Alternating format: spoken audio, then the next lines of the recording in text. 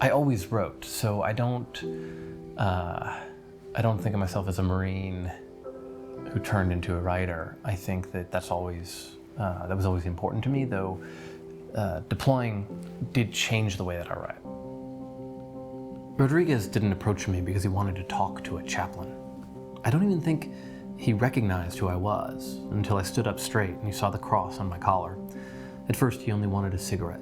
Prayer in the Furnace starts with a chaplain of a unit in Ramadi, which is a very, very violent place.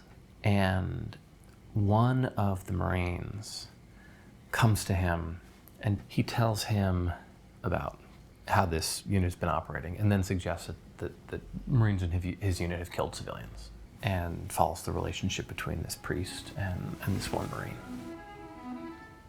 Rage is good for amping you up before a fight, but something different happens once the fighting begins. There's a kind of joy to it, a surrender. It's not a particularly Christian feeling, but it's a powerful one. Physical aggression has a logic and emotion of its own. That's what I was seeing on Rodriguez's face. The space between when rage ends and violence begins.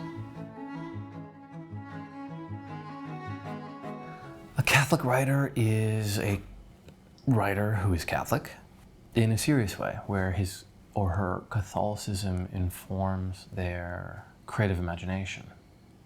That doesn't mean they're writing always a story about a priest, right? It doesn't mean that you're writing a story that's going to show people doing it right, or even mentioning God or religion.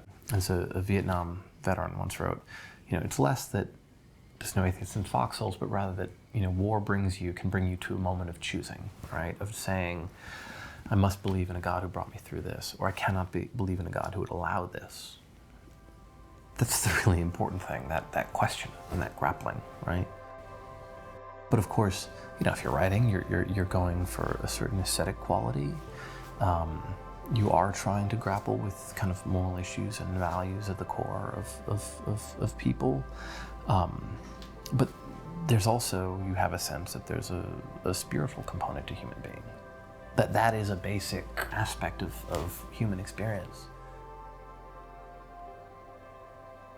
I came home for vacation and I went straight to New York, which is really just very bizarre, right? Just strange to go from Anbar Province, Iraq to walking down Madison Avenue. That was tremendously alienating and weird.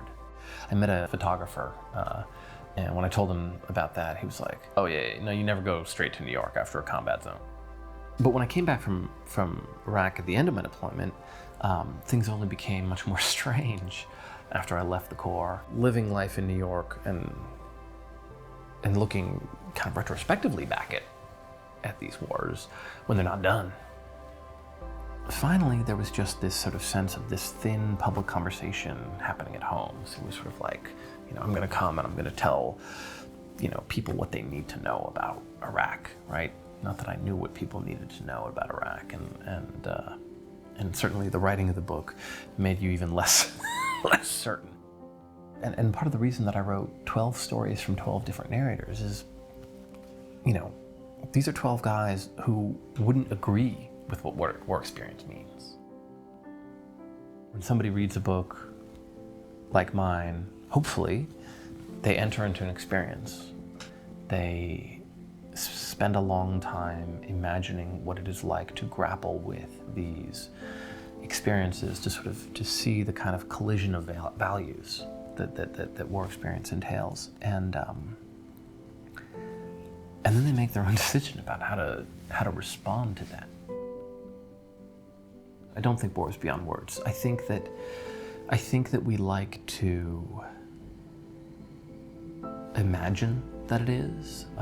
There's a kind of mysticism around war, but actually what it does is it just builds a neat little box around the veteran and shuts them up, when in fact what we really need to do, if we want to be serious about war, and also if we want to be serious about treating veterans in our community with basic respect and empathy and the assumption that they're a part of our community, is we need to assume that there are things that are communicable.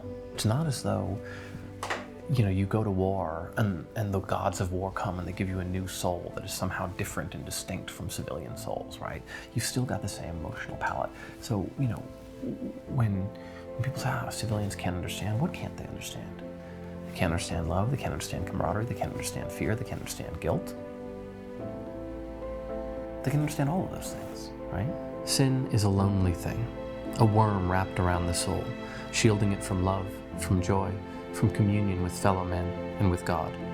The sense that I am alone, that none can hear me, none can understand, that no one answers my cries. It is a sickness over which, to borrow from Bernanos, the vast tide of divine love, that sea of living, roaring flame which gave birth to all things, passes vainly.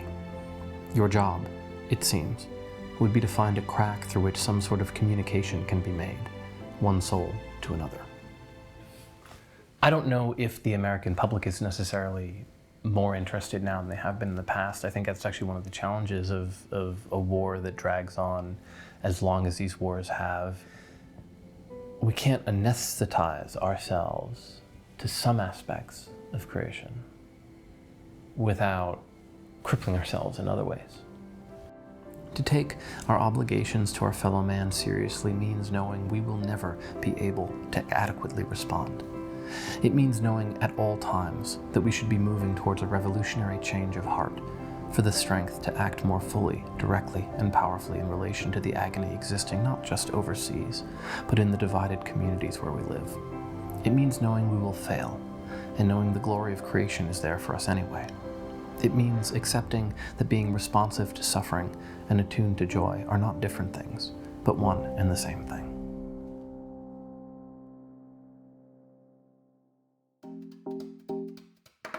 Hey, I'm Zach Davis from America Media. Did you like that last video? I thought you might have since you watched to the end. You should hit the subscribe button to your right to get more great content from America Media. That'll make sure you don't miss a thing. So hit subscribe, I'll see you there.